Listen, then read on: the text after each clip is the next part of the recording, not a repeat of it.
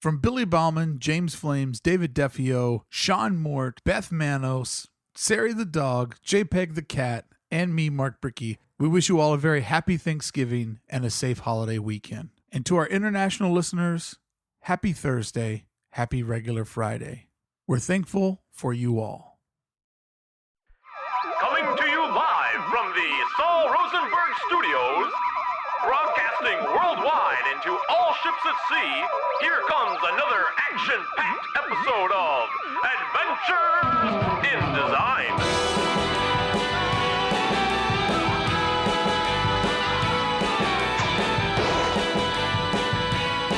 Good morning and good design. It's time for our Thanksgiving special. Oh, the holiday is near. A 4-day weekend in America and regular days everywhere else. We've got Justin Kamerer, a.k.a. Angrybue, Dave Kloc on the show, myself, Mark Bricky. It's the 2015 Thanksgiving special. Let's get started, shall we?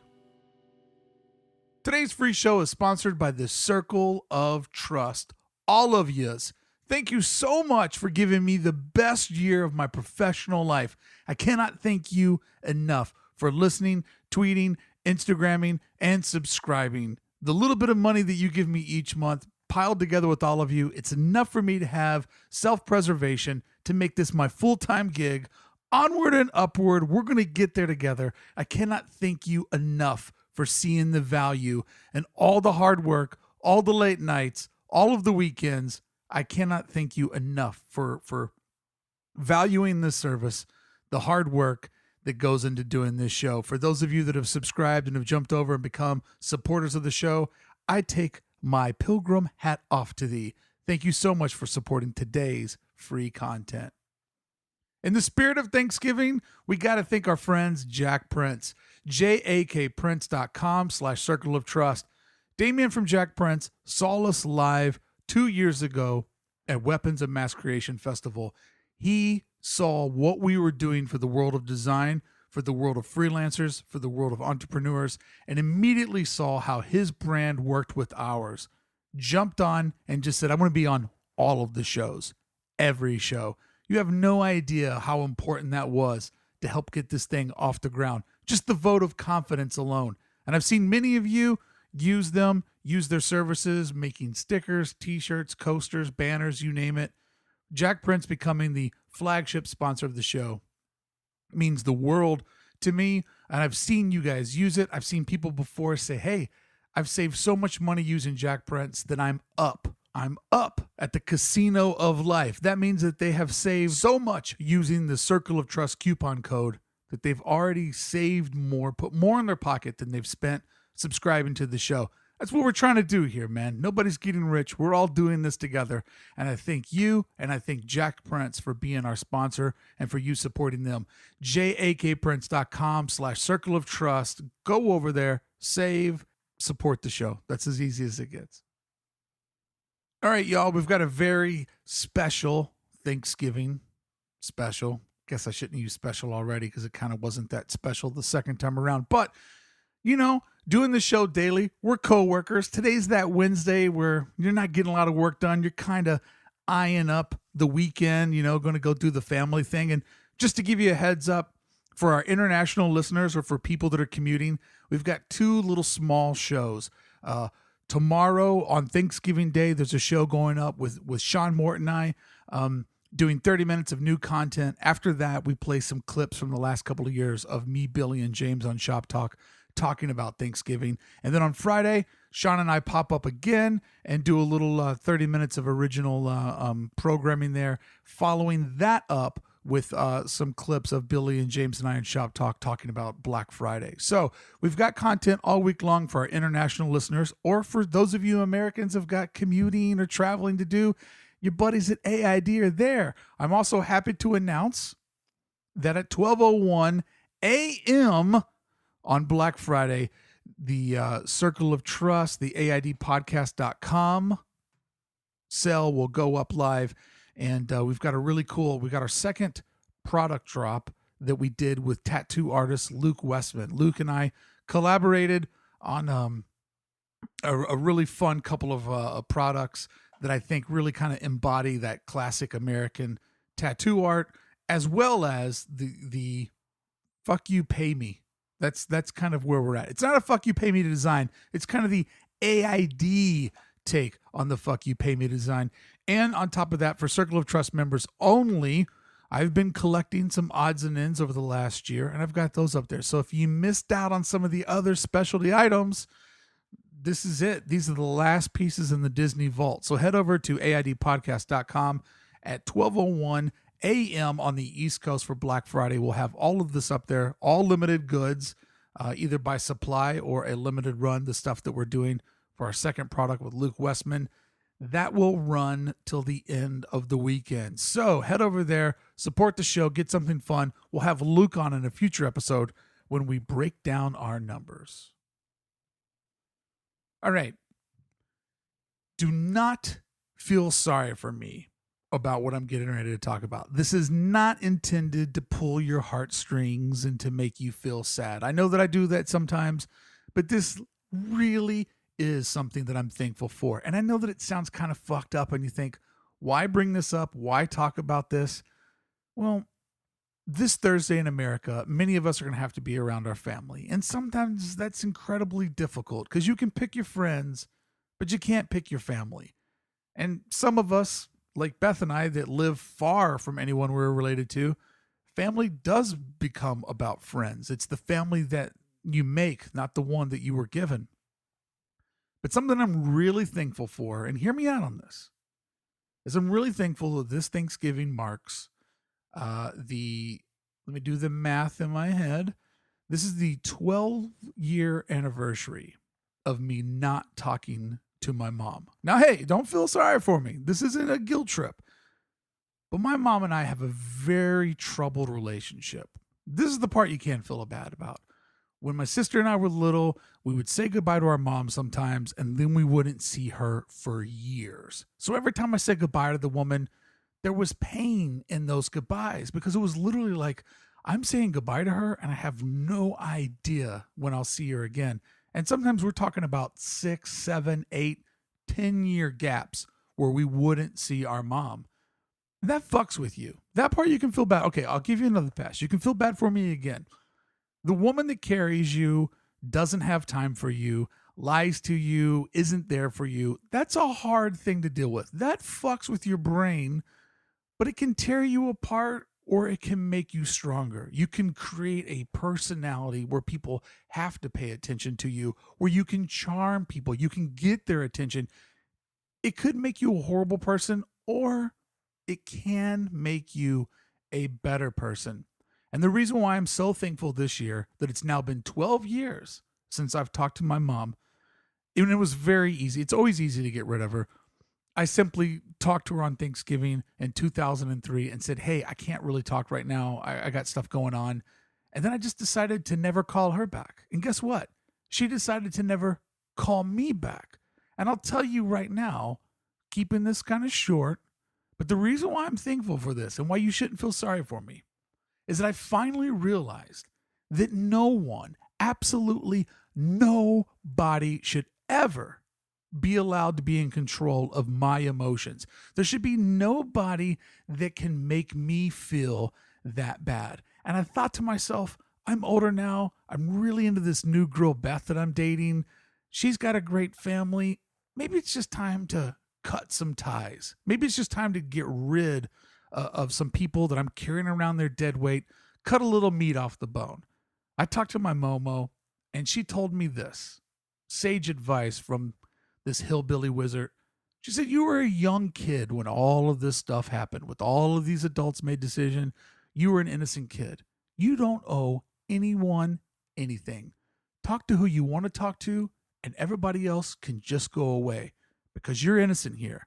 You were a child. You didn't decide this. This was decided for you. And I thought about that, and I decided I would be much better without my mom in my life, without feeling like, why doesn't she love me? Why doesn't she care about my life? And we kind of got together as adults, but heads up, if you don't spend time with your children, if you don't get to know them and their friends and their interests and their hobbies and the things that they do, without that sort of history, that bond together, you have nothing to fucking talk about as adults. I got to the point with my mom, I'm like, well, I could tell her about this thing, but I've got to explain the thing, the people, the backstory. And we really had nothing to talk about. So cutting ties 13 years ago, well, maybe 12 years ago, 2003, 13 Thanksgivings, 12 years, whatever. The point of this is that block of time, it has been the most free I've ever felt in my life. This burden, this abandonment, it's gone because I simply chose to never be a victim again and to not let anyone control my emotions or how I feel about myself and who I am. So long, Mom. I hope you're having a great life wherever you are, but this is the way that it goes. You can only be so mean to people for so long before they say enough is enough. I say this on the edge of Thanksgiving not to make you feel sorry for me, because please don't. I'm in a happy place because of this decision. I only share this because I know many of you have got a lot of difficult situations to get into this weekend. This is one I went through. This was my personal solution. But just remember, your family picked you. You didn't pick them. So don't let them manipulate you. Don't let them tell you that your love of the arts or being gay, who you're dating, don't let anybody make you feel bad about your lifestyle decisions, because tomorrow you've got something to be very, very thankful for at that Thanksgiving table. And that, my friend, is you. You and your pursuit of your talents. That is what you have to be proud of. Don't let anyone shame you for the life that you're trying to live. Let's do this together. Let's be the best versions that we can be of ourselves. Before we get started with today's special Thanksgiving shop talk with Dave Kloc and Angrybue, aka Justin Kamerer, we've got a celebrity phone call from Sean Mort, all the way from England, who's going to give us a little bit of Thanksgiving cheer. Hello, everybody. It's everyone's favorite Brit, Sean Mort is, over here in Castle Times. I just wanted to say happy Thanksgiving to everybody in America. And sad to say that the Queen doesn't let us celebrate over here, so I won't be enjoying any festivities.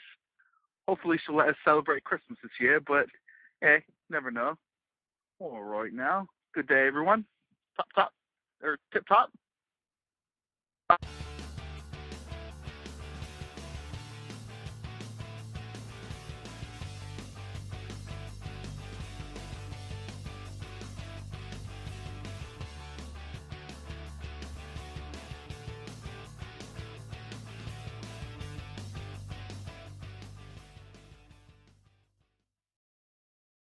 Hello. I speak for both of us. Dave, are you giving me the silent treatment? Or Oh, I thought you said that's what you were gonna say. no, I just said it. Yeah, you did, but I thought it was like, this is what I'm gonna say. That's why you got the hard. Oh, well, Did you need a countdown? Yeah, you're being professional, as best I can be. and I was being amateur. Right. So it's our Thanksgiving special. We're hanging out in the heart of Echo Park, heart of hipster LA. And Dave and I live out here, living the dream in California, both transplants. And we've got a special transplant with us, Mr. Justin Kamerer, Angrybue. Man, Howdy. welcome to this here, there, California. You having fun out here this week? Yeah, I got to see Disney Magic, and it's warm as opposed to home. You got to see not only Disney Magic, but you got the Bricky Land tour. You got the full Bricky Mouse experience. It was majestic, and I have spoken about it with many people. Nice. But not too many. Got to preserve that magic. Well, I wasn't going to mention it on the damn podcast. Podcast? Well, I get a lot of people that ask like about going to Disneyland with me and wanting the tour, and I feel bad because I just can't always take off a full day to do that when listeners come in. So I'm thinking about in 2016 designated Brickyland days. Holy. Where if you're a Circle of Trust member and you meet on this day, we'll fucking do it. And I'll take people on the Bricky Mouse tour and we'll do it. And you can find hidden Brickies and we'll just do the whole thing. Oh my God. I'll give you one spoiler. Plan the next morning to be a long, relaxing thing because I didn't realize that there was such a thing as a magic hangover. And It's I just real. ached while I was setting up for a show.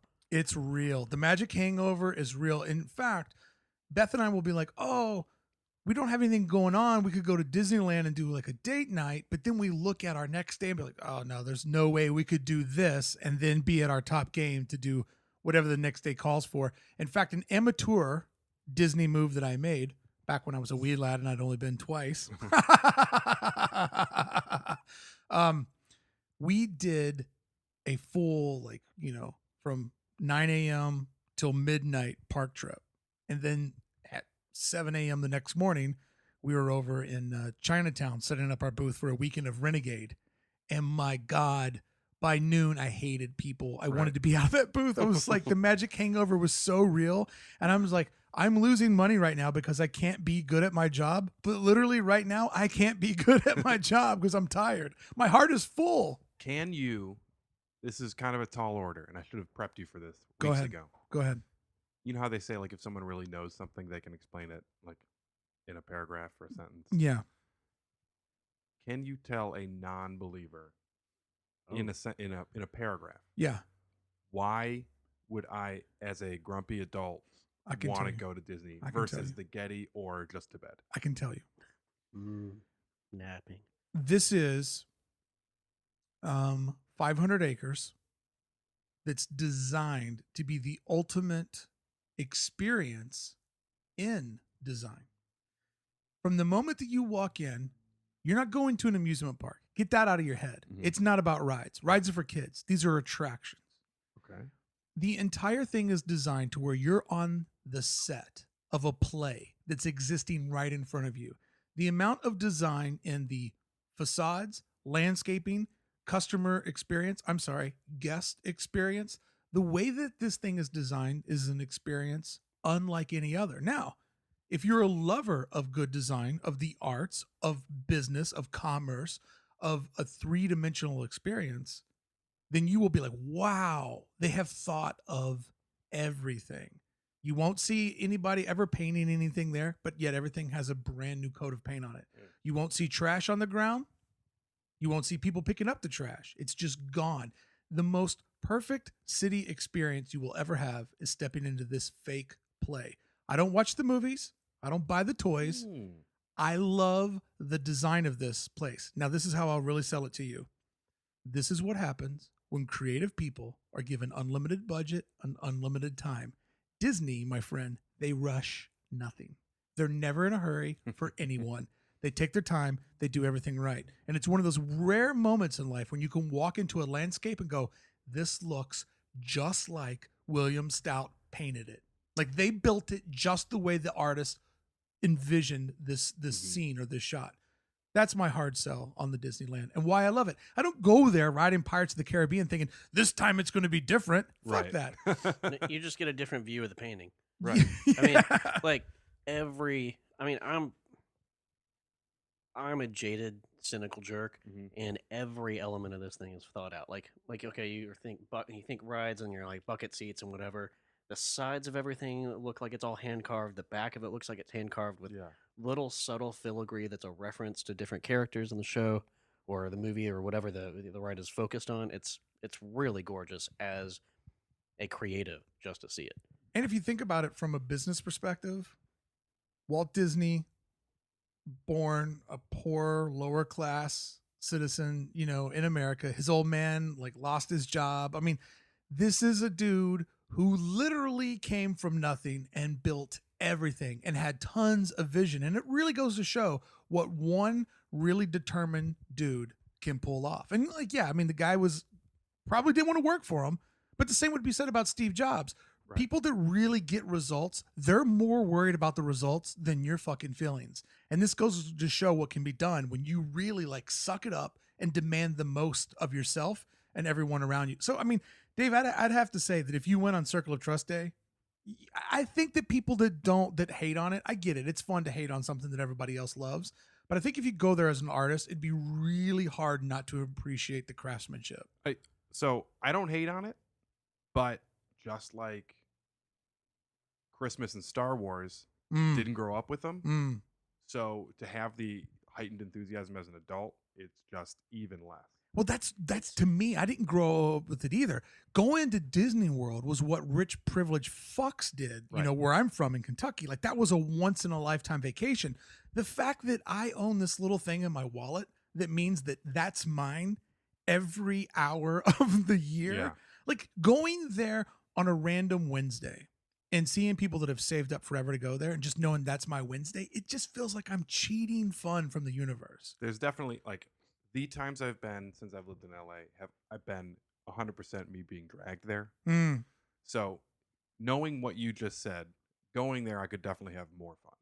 I give a tour where I show people this is how it was built. This is what this does. Like, you know, and there's just certain aspects of it. If you stand in one spot and you look off into the horizon, yeah, every tree, every building, everything that you see, every hill, every grade of land, everything is done for a reason to make these epic views. And there's a couple of spots in both parks where it's just beautiful. And when you're in Disneyland, you have no idea that your Anaheim is a stone's throw away from you. Like you really feel, you know,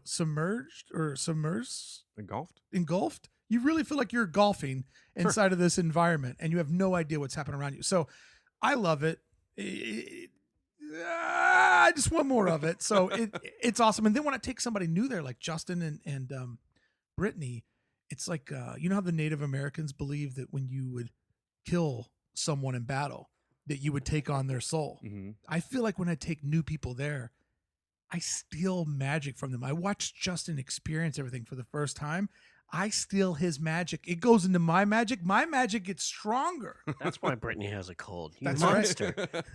She's got fucking Brickyland AIDS. I have to have my hand in your pocket. It's part of the magic. I split her cells. And by the way, when you laugh, keep the microphone next to your mouth. No. But so anyways, that's been a little bit of the adventure. But you also did Designer Con this week. You had a booth at Designer Con. You and the soon-to-be wife had her little plot of land. Right? It's not an official wife yet.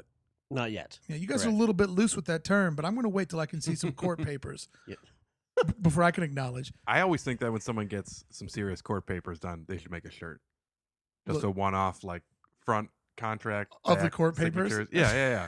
That's a weird rule. Do you offer that as a service? Most of my closet is proof of like Just proof of anything purchases. that you've done? Yeah, like old licenses. Okay. Yeah. Worth noting. Yeah, DesignerCon was a lot of fun. It was a bit of a gamble to come out this far and ship out boxes and boxes of merch that mainly just took up most of your studio. Yeah. And then work with a crowd that's not a poster crowd or not really an art crowd when the main focus is toys, which is not my main focus. Did that play into your favor, though, that you were doing something different, or just many people not care and just kind of blow past it? Because I've noticed before, I used to think, oh, if Hero gets a booth at this event, we'll have an advantage because we're the only people doing this. Many times being the only person doing something is a huge disadvantage. Yeah. I kind of went with the hope that it would be the advantage. Yeah. And then we ended up being in like the furthest back row. Like, You're in row 12. It was like, it felt like row 70. It was ridiculous. I found you on my way out. Yeah, there That's you the go. truth. But I was also in a row with Chet Zar and Skinner and Alex Pardee and Dave Corrier and Jonathan Wayshak. So, I mean, What are you doing with that broom, Dave? Up. Oh, you're sweeping up all the names that Justin just dropped? Oh! Mentioning people who were at a place is dropping names. You'll get them on your way out, right? You'll pick them up. Sucklord was there too. I got nothing. No, but I mean, you're right. You know, if people were in the know, you were in a good spot because I think they purposely put a lot of heavy hitters in that back row. Yeah, that's pretty sweet. David and I walked the entire floor. So if you did it properly, I believe there was 25 rows of vendors, and you would have been on row 23 if you double count each one. So there was a lot of folks there, but I think your booth really stood out, and I think that Thank you. The thing about Designer Con, it's mainly like a kind of like somewhere where Comic-Con would end and a toy convention crowd would start. Yep. People there do not understand the art of the booth. And, oh yeah, there's a lot of newcomers, I guess, to it. Yeah, and your booth layout and design was really inviting, and it was also awesome to see Miss Happy Pink was crushing it. She was killing it. She found her place. Yeah, she may end up needing her own booth next year. She started off way stronger than I did. Yeah. It was awesome. Yeah. That always feels good too when, you got somebody like, can I just get 2 feet of space? And if you were just crushing it the whole time and they didn't sell anything, that might make that hope of 2 feet of space go down to 1 foot of space. But the fact that she left now thinking, I could probably get my own booth at something like this. Yeah, I was trying to close down some things that weren't selling for me just to give her more room. Because I always want her to succeed as well as possible. Yeah, for sure. And you guys have now started working on Angrybue together, right? Correct. We were laying down the foundation for her to maybe become a full-time part of it, but you guys are working together as a couple. How many events have you done now that you guys have made this life shift? We do a good chunk of our events together, but we don't usually split a booth just because it's tough. Yeah. A lot of her items are small, and then being a poster dork, all of my items are huge, so I need a giant wall just to show, like 10 things. But it's an awesome evolution, and it's been really cool having her involved in as much as possible, and then learning the dichotomy of like whose role is what. Like her role is making the booth look good and having all the front of the house stuff, whereas I would just kind of slap some things together or whatever, and now it looks like a nice little pop-up storefront. What's her main item? What's her main merchant? Her she's also a printmaker. Oh, yeah. And then prints patches and all sorts of different things. She's got a couple of different product lines and has basically the same thing that I do, but it's all cute and adorable versus like gnarly and gritty. Yeah. Perfect. She has a sweet tooth for the cuteness. She's, from the Hello Kitty school of everything should be adorable. And she does a good job at making, adorable cat stuff. There was a lot of fucking cats at Designer Con. I was going to say that was a lot of overarching theme of Designer Con. Yeah, a lot of cat stuff. A lot of people making their first toy, starting out to make a toy company, which is a pretty ambitious thing to get into, either paying for somebody to make resin molds or to figure out how to do it yourself. Although I would have to say that even though I can appreciate the effort, I wasn't really blown away by the products. I went there to sort of talent scout to try to find some people that I wasn't already aware of for Adventures in Design. And I have to say, my estimation or my hopes fell up a little bit short. I didn't really see people that I wasn't aware of. I'm like, I need to know who this woman is or who this guy is. It just didn't really happen. I kind of thought a lot of the booths were subpar, in my opinion. I just wasn't really impressed. You think we're going to be calling those things toys in a couple of years, even though nobody's playing with them? Probably. The toys is a hard... I think the word just gets swapped out. Yeah, I think the toys is... It's really weird because you got to really appreciate what those people are doing. The poster is a way for us to make multiples of our illustrations or our designs. It's basically like, do you want to sit over here and paint one thing and you got to hope one guy can buy it for $5,000? Or do you want to make something that's, $20 that you can sell forever and maybe make $50,000 off of it in the long term? So the toys is really the way to make multiples of sculpture. Yeah. If you're good at 3-dimensional design, you're good at sculpting, making it like a toy is how you can sell sculptures for $20 each, instead of making this really incredibly bizarre thing and hoping that somebody's got $8,000 to reimburse you for your time. But the fact that they use the word toy cheapens the experience. I think it's akin to poster versus fine art print. Yeah. Poster you can get on the back of a cereal box. Right. Newspaper. What kind of cereal do you eat? It's a 18 by 24 O's. I can just do one. I just cram it. But it makes it more accessible. Yeah. Because you don't want to go to a sculpture convention, but a big. Oh, that sounds horrible. Right. Yeah. But it's the exact same thing as a toy convention for what they're making. I think that, the way that we work around it is we say, well, I make silkscreen prints or silkscreen posters. So when you put the word silkscreen in front of a poster, it now to me sounds like a real piece of art versus a JPEG that you printed out. I don't know that community has found the proper way, because I know a lot of those guys, like through doing the show, I've become good friends with Huck Gee, who's like one of the biggest names in that world. And I mean, he was one of Kid Robot's like all-time bestsellers. He hates the word toy, yet he understands he needs it for the marketing of it. So I don't know. It'll be interesting to see, that's an industry that went through a boom. It's now in a valley. How's it going to come back out? Because it's not going to go away. That many people doing it means that it's going to be around for quite some time. There was plenty of fandom around the toy aspect of that show, but it's going to be interesting to see how does that industry come out of this valley. You know, for skateboarding, it was huge in the 70s, fell apart. It came back in the 80s because, well, Stacy Peralta figured out a way to make those Bones Brigade videos and make every 10-year-old kid want to get into skateboarding. They also relied a lot on that second push of skateboarding that saved the industry was very graphic design motivated. You know, the Jim Phillips art, the Powell Peralta decks. There was a whole lot going on to make it a lifestyle. So it's going to be interesting to see with this industry what pulls it out of its ditch. Basically, it's in a valley right now. There'll be another peak to come. What's going to get it there? You think the Venn diagram of those guys? There's some of those dudes are getting into pins.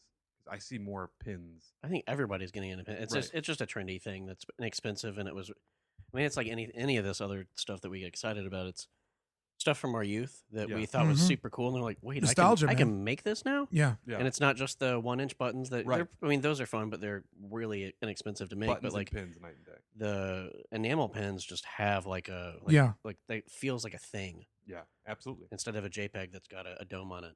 Right. I love that. The dome JPEG, the 1-inch button or whatever.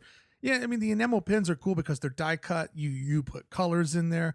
I don't think that's a lot of people like are worried to get involved in the enamel pin because they think that it's going to go away. I think that's now another staple. I mean, as 1-inch buttons or the 1/2-inch buttons, whatever they are, the popularity of those comes and goes, but they're just a staple. They're always around. Yeah. They're always a cheap little thing. And the thing I love about the enamel pin is somebody like yourself, Dave, or you, Justin, you guys have tons of intellectual property lining the shelves of your hard drives or your flat files. You know, I know you do a lot of stuff. Well, you both do a lot of stuff analog, old timers. Yay. Yay. You didn't hear the ghost high five we just did. Yeah, the ghost high five was kind of sad. But what's cool about T-shirts, patches, enamel pens is it gives you a way to take some of your greatest hits and keep earning off of it and also keep the fanfare going. Like, Justin, you've got some stuff that would look amazing broken down into pen form. It's a way to continue to further out, the IP that, like you said. Also with the toy stuff, it'll be interesting to see if some of these people who are creating their individual little characters use this as a starting point to the way that Jermaine Rogers has all of his weird bunny characters and all that sort of stuff, and then makes toys, and then I bet down the line the idea is probably to then license that out to do some sort of animation or some other sort of thing. And I think a lot of those, I think you nailed it, Justin. A lot of those toy guys are hoping, they're planting the seeds for animation. I think a lot of them, if you talk to them, that's their big dream, is to get into making, a movie or a cartoon or something. Which is, at least it's if some of it looks like it's not necessarily together yet, at least that's in a better direction than working on somebody else's IP and making them richer. I want to give an insult and a compliment at the same time. I can't wait. Jermaine Rogers, I'm not a fan of his artwork. I've stated that on the show before. I just don't get it. It's not for me. But to compliment Jermaine Rogers, that is a well thought out guy. All the pieces of the puzzle all fit well together. He was one of the most lined up dudes this weekend at Designer Con. People to get to meet him. I've met him before. He's a sweetheart of a man. He's big dude. Seems like he could be intimidating, and he makes everybody feel important when they talk to him, which is a really important thing when you're an artist or somebody that has a little bit of, small fame in what you do for a living. But you're right, Justin. The way that his characters go from print to paper to merchandising, clothing, patches, stickers and stuff, it's really a well thought out thing. And to bring this back to Disneyland is the ultimate template. Like, you should always be trying to do a little bit of what they do, because the heart of that place is make intellectual property, allow people to fall in love with it, and then figure out as many ways as possible to repackage that love, that property. And so any of us, like Dave, you make 50 fucking posters a year. That's 50 emotional lottery tickets that you're putting out into the universe that could make t-shirts or a coaster set or a Dave Kloc calendar at the end of the year. Because it's always clock time, I got motherfucker. 3 words for you that bring this all together. Spaceballs, the flamethrower. I don't even understand that. I don't even understand that. Yogurt, Mel Brooks, in Mhm. Spaceballs is giving basically the same kind Is of... Yogurt a play off of Yoda? You bet. And he's covered in gold and he's on his knees. Okay. He's down in his cavern and he's talking. He opens up this wall and it's all Spaceballs merch. And he's talking about Spaceballs the bedsheet. Spaceballs the flamethrower. And then he goes, and hopefully we'll be back for Spaceballs 2, the search for more money. I love it. Yeah. And he was right. I mean, look at the franchising. That's the way to go. But I mean, literally, you can hate on some place like Disneyland. Oh, it's just a cash grab. Or you can say, wow, this is an amazing template that I'll never get to 100% of what they've done. But if I can put 5% of what they do into my art career, I'll become more profitable. And the thing about profitability is it gives you more freedom Yes. to do what Definitely. you want to do. Yeah. That's we know money doesn't equal happiness, but the freedom that it can allow It's a you. big part of it, though. It's a big It's tough to do happiness without money. absolutely. Money it is. gets you into Disneyland. You bet. Absolutely. To learn how to rip it off and to create your own Disneyland. I So will tell you this: Disneyland's got 2 things for me there that I know: magic, sans magic. I don't know how they make them. The turkey legs and the corn dogs are something special. I saw me and the guys over at DKNG Studios, we do this really kind of, I don't like to talk about charity on the show. I kind of try to keep my giving separate from this, but I'll brag a little bit. We adopted this kid from a third world country. His name's Sean Mort. He's still kind of evolving. And as part of his Make-A-Wish, we took him to Disneyland this summer. And we watched this little feller eat his first corn dog. Oh, And when you see his little like half evolved, because Sean Moore's face kind of looks like he's melting or maybe forming. And Justin, once again, when you laugh, don't put the microphone away. That's I just what. want to interrupt. That's what. No, trust me, you're not interrupting. But when you see his little like half melty head and you hear the water in his lungs because he's not full human yet. Poor kid. But and the funny thing was he tried to eat it backwards. He started at the stick, and we're like, no, Sean, turn it around. That's a handle. But seeing his little crumbly face when he was eating that corn dog on Main Street, USA, to me, that's the paragraph I should have told you about. Right. Oh yeah. Where you've got this quado of a kid. I canned a corn dog in his old food house. Food house. So we're on the edge of Thanksgiving here in the States for our American listeners. Fuck the rest of you. And I would like to ask you guys, this becomes that part of the year where after this weekend, it's all about, for a lot of us, holiday sales, chasing our own holiday plans. Like the holidays really start to take in and take advantage of everything. So at this point, the physical part, the really productive part of 2015 is winding down. You know what I mean? Like from now on, it's just like sort of clock management to get to 2016. Yep. I don't care which one of you goes first. What's the big takeaway? Like, what's the big victory in your life from 2015? Starting to work with my soon to be wife. I Nice. almost said wife, and Mark would have raised my eyebrow and got all bummed out. I wear this ring for a reason. Well, look, I don't have the shirt paperwork, so Hey, we'll make you one right here. all right. You Then send me the it's- document. It's official. 600 DPI. Your story checks out. I see the shirt. But actually starting to experiment with that and put our toes in the water and then go, okay, we think this will actually work. Let's Yeah. start figuring out how to make it go forward while juggling together, making sure that I actually have product for the holiday rollout and all that other stuff.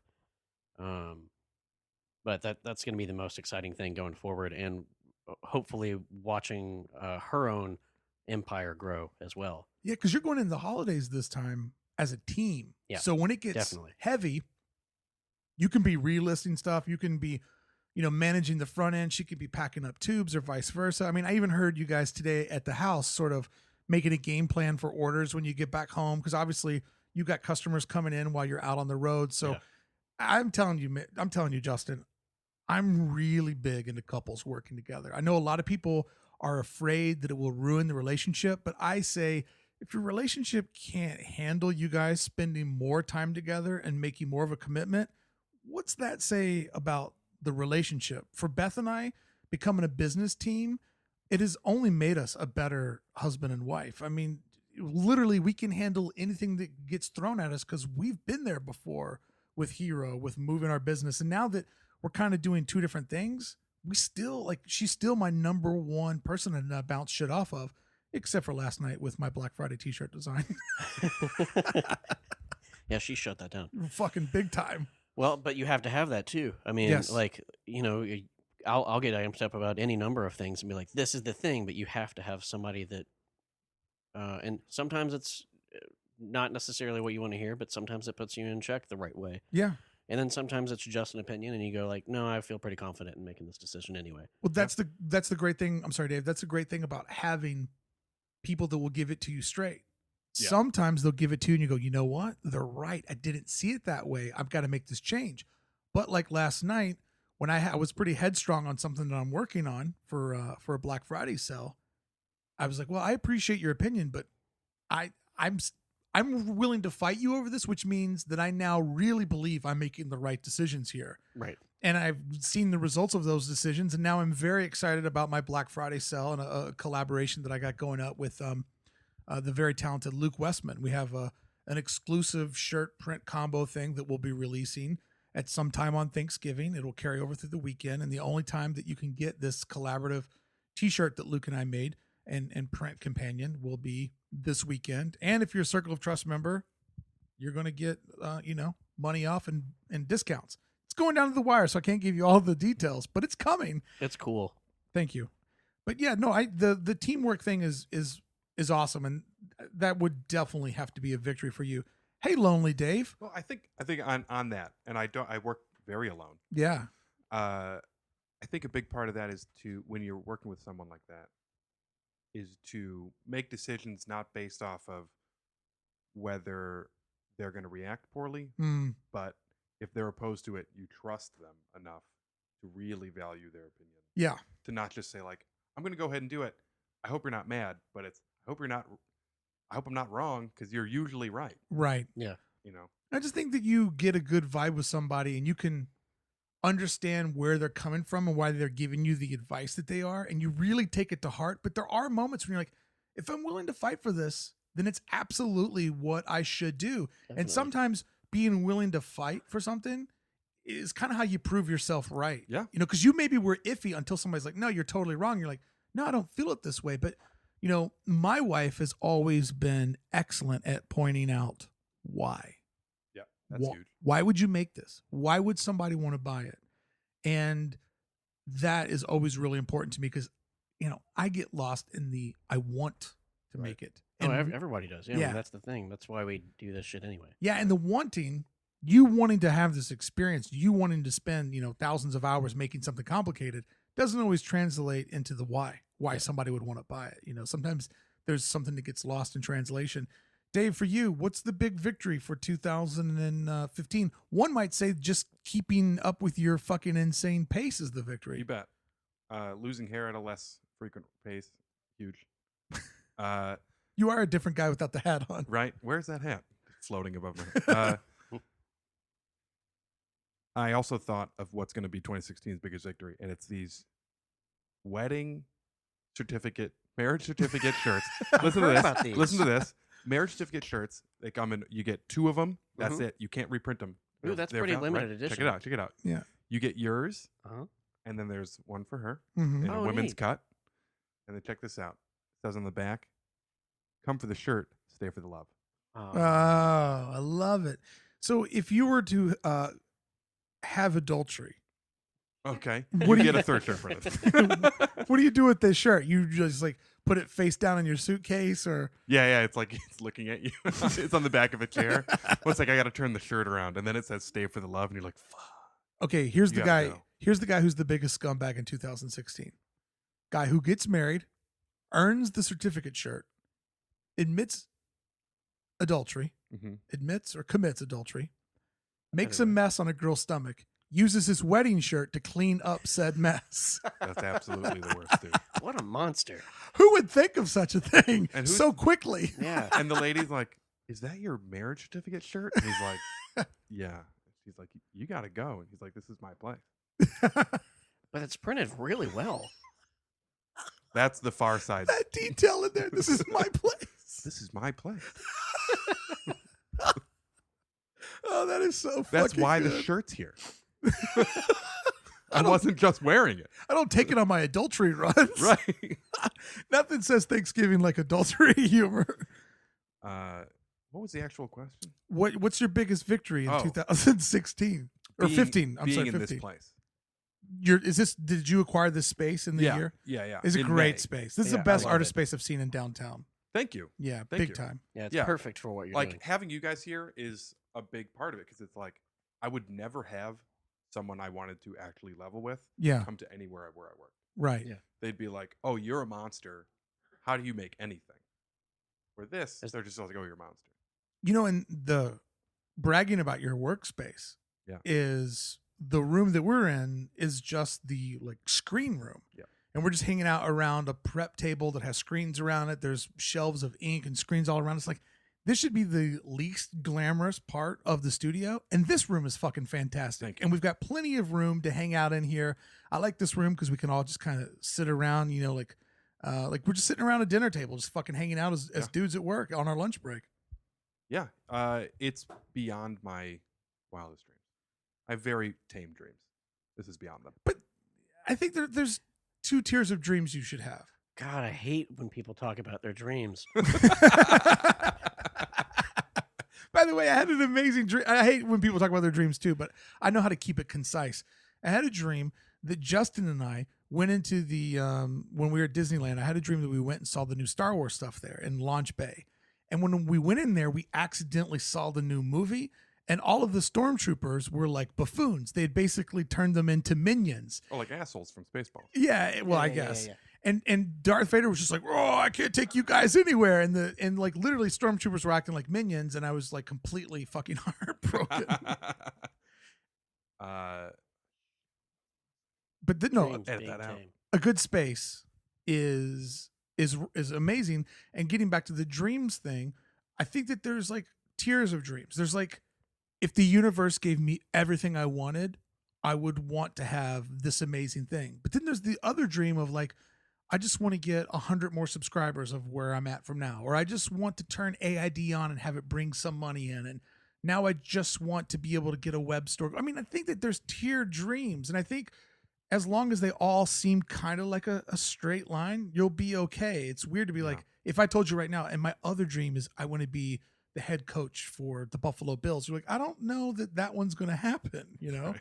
But I think that as long as they're all kind of, your ducks are in a row, as they say, who knows how far you'll fucking get.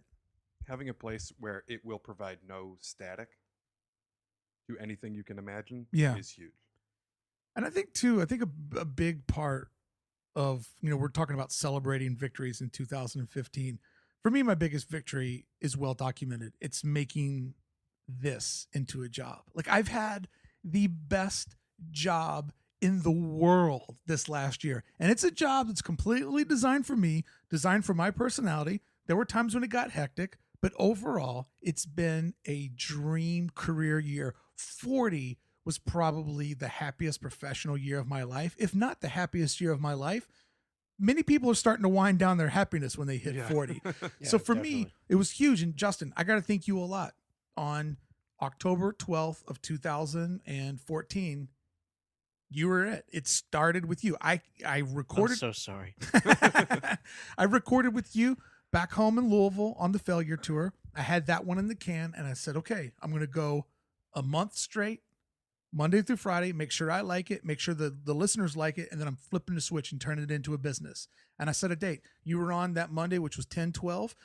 By 11/14, I had flipped the switch on that Friday and turned it into a real career. So now 1 year later, my biggest victory is turning my fucking goofy dream job into a real career. And I got to fucking thank everybody for allowing me to do it. Because like flipping the switch and saying people will maybe pay money to listen to me talk every day, that's a crazy thing to do. It's a crazy thing to do. And I couldn't have done it without the listener support that I saw. I thought that I had the research down that this would work. And two, living in a place like LA, you really realize any fucking thing is possible because everybody you meet's doing something ridiculously crazy. So yeah, man, that's my victory. But for all of us, none of our victories were like, oh, Justin, you had such a great year. I mean, you finally got the Oscar that you'd been nominated for 5 times. And I swam around in my big vault of them like Scrooge McDuck. I mean, it was just another all Oscar. supporting actress. Super weird. Maybe one day you'll get the best picture of the year. But Best actress. I think that what's most important is to allow yourself to celebrate your victories and to realize that you do have personal victories. Because I think as an artist, a lot of times, a lot of people beat themselves up that, you know, and also I think that the Tristan Eaton interview, if there was anything amazing that guy said, and he said a lot of amazing shit, was that he never let himself feel rushed. And I feel like a lot of the young people that I meet through AID, they look at the Instagram accounts of their heroes and they feel really, really far behind. Oh, like they got to play catch up. Yeah. Like, oh my God, like where Angryblue's at is so unimaginable to me, to be going across the country and doing designer con and to print my own stuff and to have because you've got a beautiful print shop in Louisville at Crackhead Press that you share with Tidwell. I think that it's so easy to look so like just to feel like I'll never get there. But dude, you've been doing what you've been doing for over a decade. Yeah, it's just step by step like anything else. Right. You do. Yeah. And so this year's big victory of you bringing on your soon-to-be wife as a partner, in 10 years, we have no idea how that relationship will grow and how much it'll change your business. For you, we have no idea, Dave. You get in this space has been a big deal. You get in this space has allowed you to bring clients in. It's allowed you to grow, to do more work. This will just be one small step. And wherever you're going for me in the podcast, who knows what this project will look like at its 5-year mark, you know? But in 5 years, somebody will look at my Instagram and go, that's unattainable. Well, Right. what about the 3 years where I thought it was unattainable? Right. I didn't know it was going to work out. I think it's kind of an insult when someone's like, oh man, that dude's like a year older than me and look at his stuff. And it's like, fuck you. You think he just like started last week? Yeah, it doesn't just, things don't just happen. Right. I mean, it can be perceived that Right. things just happen for people, but you kind of set up your own successes. I interview a lot of people that are much younger than me. I mean, let's go back to the example that I threw out a minute ago. Tristan Eaton is 2 years younger than me. I can't sit there and be bitter over that. The guy's very, very talented. And he was willing to go to New York City and to live broke. But to know if you live broke in LA or New York, you're surrounding yourself with great people, great opportunities. He was willing to make a sacrifice that, frankly, I was too afraid to make earlier in life. And I'm not saying that would get me to his level, because there's obviously a fucking talent difference there. I'm way better than him. But so much better. So much better. Have you seen the toys I've designed? But Statues. But it's what did you just say? Statues. Give yourself some credit. They're statues. Statues. Thanks. Imagine a kid holding it. That's not a toy. You'd say that. Get off that statue, you little jerk off. Yeah. But I mean, I can't sit here and do the math on people's age all the time. And I had to realize a long time ago, in the arts, whether it's music, fine art, which wink, wink, we're in, or film, in the creative world, there is no such thing as seniority. Yeah. Best man, best woman gets the job, gets the fans, makes the sell. It's just down to that. When you go to Designer Con, you could be an old pro that's been doing it for 3 decades, and maybe you're the top seller there. Or you could be the new young gun that comes out of nowhere that just sees the future, and you're going to be that peak that the toy world needs to get up to that next point, and you just cut in the front of the line. That's how it is. And if you're thinking it's any way different, you're going to be in for a career of heartbreak and disappointment. Yep. Absolutely. Absolutely. Amen to that. All right. Thanksgiving is tomorrow. We've talked about our victories, and we all chose to go professionally. Personally, though, what do you have to be thankful in your life at this point? I have a wonderful girlfriend that is excited about me working as hard as I do, which seemed just as bonkers to me as having a place like this. How long have you been with the girlfriend? 6 months, a couple days ago. Yeah. Congratulations. Yeah. Thank you. What does she do? She's in TV. She's a segment producer on TV shows. Oh, she's just not stuck in a TV somewhere. Yeah, she's in a Yeah. TV. You've seen her, Clarissa. She really like explains it all to me, and you know that's what I need. I've got a lot of questions. So she's in TV, so she's just as equally busy. Yep. That's awesome. Yeah. And she lives close to where we're at. 8-minute drive. Perfect. That's the perfect LA relationship. It's You're both busy. You're close enough to fit each other in. Yep. Because I mean, you know, it could be 45 minutes if she just lived 2 neighborhoods over. Exactly. Yeah. There's just one congested road, and it's like, you're in space. I'll meet you in the middle. Right. That's awesome. It is really funny how with these careers, you can put your head down and you can pretend like there's not a world outside of your world. Then you meet somebody or you get into a situation where you realize there's more than just doing these silly jobs. And I think the greatest thing about moving to California is just being in love with California and being like, I've been sitting here working on the podcast for 10 hours. I need to go take my dog for a walk and just enjoy this expensive ass fucking place that I live in. You know what I mean? Like the price of admission will make you stop in and smell the roses every now and again out here, you know? The things you pay for are some of the things that are not there. Right. Like I'm paying for not owning a winter coat, not seeing snow or slush. I haven't shoveled a sidewalk since I left Detroit. Scraped my car. Oh, keep talking. Yeah, right? Salted my sidewalk. You're seducing me. I can't wait to get home. Yeah, exactly. My dad just sent me last week that first picture of his backyard just whitewashed. Dad lives in Michigan? Yeah. Yeah. Snow coming up over the window out of his kitchen. And he does it every year. Enjoy LA, kids. Because my brother and I both live here in LA. And it's just, nothing makes me remember, oh, fuck, yeah, it's like 72 out. Like hearing that it's 10 degrees in Detroit. Yeah. So, Dave, you're thankful for your girlfriend? Yep. And the ability to be busy and stay busy. Yeah. And be happy with what I'm doing and not feel like it's coming from the wrong place. Yeah. You know? Absolutely. That resonates so much with me, and I'm sure with many of the people listening. Yeah. JK, what about you? Can I be boring and just say I'm happy for the victory that I already mentioned earlier? I mean, just working with Brittany and just trying to grow the brand and escape out of well, not escape, but leaning further and further into focusing on my own work as my most important client and being significantly choosier about any freelance work that I do or that I take on. It really seems like you've embodied that path of Angrybue. What you want to do is the most important part of your business. And you live in Louisville where there's a lot of culture, a lot of affordability. You've got that huge ass print space. You print your own stuff still. I mean, you're an efficient machine as far as the cost of living that you've laid down. I mean, you've got room to really focus for growth, to focus on yourself, you know? And I'd like to say too, that I really love your work in that it's technical, but easy to observe. It's scary, but very friendly at the same time. I think I think that you are one of those magical people that exists in a crossroad of a lot of different things. And I hope that doesn't ever hurt your career, because a lot of times people want things to only be one thing. This guy's the creepiest fucker I've ever seen, or this girl makes the most friendliest prints I've ever seen. You know, there's the Terry McPherson's of the world where it's going one way. It's adorably cute with a dark undertone, and you get it. I hope that you being a seesaw of different things doesn't hurt your career, because I love the playfulness but spookiness of the Angrybue collection. That's the best route for me to go. I mean, like I started I started off just doing metal and all the super aggressive stuff, and even when I went into merchandising design, like anything that I did was for they were just like for any of the metal bands, it was just like draw skulls, and then at a point, I just kind of wanted to branch out and play into the fantasy,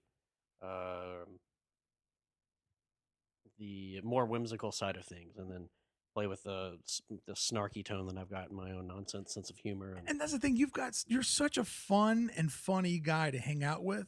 I love that you're able to get that into your artwork, where it's like, yeah, 2 fucking bats hanging upside down could be a fucking heart. You know what I mean? Like it could work that way.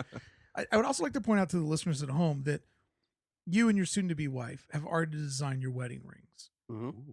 And this motherfucker's wedding ring, he says former rehabilitated goth kid, full on goth. Tell everybody at home what the stone in your soon-to-be wedding band is. It's Brittany's baby tooth. Are you serious? It's Yeah, fucking awesome. I'll show you. I've got it in the other room. Oh my god, that's Yeah, it's badass. her baby tooth being held by 2 sparrow claws. Oh my god. Blood Milk designed it for us. It's they're worked on it with. It's gorgeous. I happened to meet Blood Milk this year and hang out with her a couple of times. And my God, head over to Instagram and check out her stuff. The way that this woman curates the creepiness is unbelievable. Her Instagram account is huge, and all the stuff that she designs is awesome. I got to hang out with her a couple of times this year and talk to her about her design and how she makes what she makes and the amount of people that she uses to do all the jewelry and stuff. So I'm not a jewelry guy, but I fucking love what she's doing. She is a real crafts person. It's Yeah. awesome. I love what she does. And your ring, man, like the tooth being the stone and that, like that's a fucking organic part of your lady. Yeah, And it's pretty sweet. Does hers have like a kidney stone of yours or something? No, I mean I'm working on it to Blood give her marrow. You something. got the kidney stone? Yeah. Oh, let me brew some more coffee for you. More black Thank you. drinks. Yeah. Got kidney stones in it. But no, that's an amazing twist on something you've seen 1,000 times. We're hanging out and they're showing us their wedding rings, which the one that he designed for her is unbelievable. There's like bees and diamonds that mean stuff throughout her life, like her mom and her grandma make this hive, and it's just the most complicated yet simple ring I've ever looked at. And they're just explaining everything, and I just showed them my wedding band. I'm like, you see this? This is a circle. It has no beginning. It has no ending. Just like our love. Oh I felt like such a fucking tool next to these guys. For once in my life, way over designed. Like way over, like, wow, like your ring has my personality. I want that for me. Like I need something that's that flamboyant and over the top. So well played, sir. Thank you. To wrap up the free portion of the show with what I'm thankful for, it's hands down has got to be, I mean, obviously, you know, I love my wife. I love my life. I love my dog. I love where I live. Coming home to me is the best part of any trip that I go on. I often joke, people don't pay me to go do public speaking. They pay me to leave California. Like I have found a place that I love, but what I've really got to be thankful for in 2015 and how this year stacks up differently than all my other years before is that by doing this project, not only have I been accepted into many people's routine, you know, their daily work grind. And I've been on planes, I've been on trains, I've been in commutes, I've walked dogs with people, I've done late night duties, you know, like people are always telling me where the show is at. And there's a guy who's getting ready to go out on an insane, you know, Thanksgiving holiday. He's like, I just downloaded 20 episodes to keep me occupied on, you know, planes and trains over the next 5 days. To me, that's a huge honor. And that's a relationship that I'm so thankful for. But on the flip side, this year of exploration and interviewing 4 people a week, many of which I don't know, sitting in Jim Phillips' garage and talking to the man, hanging out with William Stout at MondoCon, being one of the only people that's ever interviewed Aaron Horkey, having Mike Mitchell be the first guy that's ever interviewed him and that he like took serious and afterwards was like, my biggest complaint, the interview was too short. Like those are memories that will be with me forever. And Where's just, that broom at? oh yeah, they're everywhere, dude. You know Zamboni. what you're going to need from me? You're going to need a blower. You're going to need a name blower to get them all out of here. But for real, like the amount of people that I now know, and I could go to Designer Con and cruise through and say hi to the biggest guys there. And like, oh, hey, like they're just as excited to see me as I am to see them. It's been a huge, huge year in my life. And I just want to let everybody know I have not taken it for granted a moment. Every day I'm like, fuck, what I'm getting ready to do is so awesome that I even laid off of social media because I'm like, I feel like I'm becoming the world's biggest bragger. But doing isn't bragging. It's called living. You know, I mean, if you're really doing all these things, that's different than go to my website, check out my new drop. So whatever. I'm just creating new friendships, especially with the top tier people in their field, is amazing. Yeah. absolutely.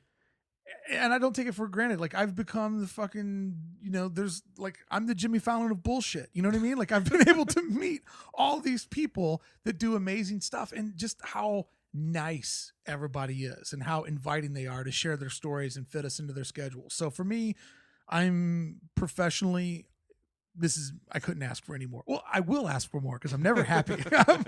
I complain the whole way here. But that being said, celebrating victories on Thanksgiving, I'm really, really excited for everything that I have going on. And the fact that a kid that I grew up with in a bullshit neighborhood in the middle of nowhere down in southern Indiana wrote me a letter this year and was like, dude, we're from the same fucking neighborhood, and I am so impressed with your life. Like, none of this was pretty cool. None of this was destined for you. You fucking did it, and I'm so proud of you. Like, that just meant the world to me, that, a kid that I used to get into his above ground swimming pool would give me that shout out. I love it. All right, we'll be right back with more of this Thanksgiving special shop talk with Angrybue and Dave Kloc right after these messages from me. Today's Circle of Trust content is sponsored by you, members of the Circle of Trust. I said it at the top of the show. I'm not afraid to say it again. Thank you so much for signing up and supporting this show. It was a crazy ass idea a year ago to launch this and have people pay for a podcast and people to pay me to talk to my friends and find new people. But you invested in me, and I hope that you feel that 1 year later, I have done good. I've done well on that investment and made the best show possible. We announced this week Ben Newhouse from Snake Oil Provisions is going to be on the show. A lot more in 2016. I got a lot more announcements to make, so please stay tuned. I'm going to keep working harder to make this as good as it can be, because you believe in the show by paying for it and supporting it, and that's not something that we take lightly. So thank you so much for supporting today's bonus content by being a member of the Circle of Trust, heading over to aidpodcast.com and clicking where it says Circle of Trust. I'm not going to plug Amazon right now, but if you do happen to shop online, make sure you go to aidpodcast.com before you go to Amazon. 12:01 a.m. on the East Coast on Black Friday, I'm putting up our second product drop. It's between a collaboration between me and world famous tattoo artist Luke Westman. We got a couple of really cool products as well as some knickknacks over the years. So head over to aidpodcast.com. That sale will run through the weekend, and a lot of those things are very limited. So first dibsies, first getsies. The extras, the odds and ends, only available to Circle of Trust members. And of course, the new product drop, there is an incentive for Circle of Trust members. So you're always going to get more when you support the show. In today's Circle of Trust, we just do more of the same. We're thankful dudes. We talk about the next year, and it's a holiday special. It's a really, really good time that we're all going to spend here together. But before we get into the rest of today's show, we've got one more call from our celebrity friend, Mr. Sean Mort, all the way around the globe. And don't forget, Sean and I will be here on Thursday and Friday doing a Thanksgiving best of show on Thanksgiving Day, and then a Black Friday best of show on Black Friday. So if you're an international listener, don't worry. We're here for you. We got you covered. And if you're an American that's either incredibly lonely or spending a lot of time traveling, we got you covered too. And hopefully nobody in the States is working this weekend. Hopefully you're all having a good time like Beth and I are down in Mexico. All right, everybody. Our celebrity phone call from Sean Mort, and then back to the show with Dave Kloc and Justin Kamerer in the Circle of Trust. Hello, Governor. Sean Mort again. And, I was thinking, I don't think that was Ray Gorman's thing that called the other day. And then it really started to grind my gears, thinking that there's people calling, impersonating other people. Well, I think it's fucking disrespectful, I do. And these cunts, hold on, I can say cunt, I'm British, it's the only good thing we have going. All these fucking cunts should knock it off. All right, Governor, just giving you a call, checking in. And, yeah, Robert from Chicago is still bloody brilliant, and I'm going to go hurry up and pull up the drawbridge for the Dragons come. All right. Good day, good design. And we're back in the circle of trust on our little break. Angrybue, go ahead. It's Thanksgiving special, dude. Talk with your mouth full. I had food in my mouth. Yeah. Dave being the so best nice, bringing us cookies and what are those, potato balls? Potato balls. I live 100 feet from a Cuban restaurant. Too far. Hey, Adventures in Diversity. We don't care who they are. We just like their food. All right, 200 feet. And in our little break here, I guess take your ring. Angrybue just went and got the wedding ring that we're talking about. Explain it to people at home. Give us a play-by-play. Me? Yeah, one of you. Oh, boy, No, oh, I don't boy. have it. I can't talk about it. I already talked about it. I'm looking at 2 sparrow claws. Bees. What that? Are they bees? No, the bees are on Brittany. Oh, that's your ring. Yeah. Yeah. That ring is fucking awesome, man. Man, where do you live where these are the bees? Long Beach. A hive of sparrows. Just feet that sting you. God, could you imagine? They're gripping That this. sounds awesome. It's like a Guillermo del Toro movie. I always say that we're really lucky that insects are the size they are, because you make one grasshopper the size of a small dog and we're fucked. It could take down the whole world. Like, they're designed to destroy things. Luckily for us, we can just step on them or spray them and they're gone. But whatever. It's Thanksgiving. It's not a day to talk about genocide. Let's celebrate people coming together and, and having a good time and talking about good things. So in the first hour here, we talked about our victories of 2015. Let's switch it a little bit and talk about what is it that we want to really accomplish in the next year? Like, what is it that if you could get one thing done, like if we had this conversation a year from now, what would be the one major thing that you could cross off the list and be like, I fucking did it. I'm on the right path. This happened to me the other day, and this isn't like monumental, but I set these goals for myself where they're very much just for me. No one else really wants them. I said to my girlfriend, literally, I was like, 2016, I heard Donut Friend. You know Donut Friend out here? I don't know. I'm not from out here. Well, Donut Friend is one of those things that people hear about it from across the country. It's Mark Trombino, the drummer of Drive Like Jehu, Okay. started, and record producer, all the Jimmy World, like, Yeah. started a punk rock themed DIY donut shop with high end donuts. That sounds awesome. Are they artisan donuts? I think you I got could little call- crumbled up 7 inches on the Right. top. Like, You don't eat them; they're toys. sculptures.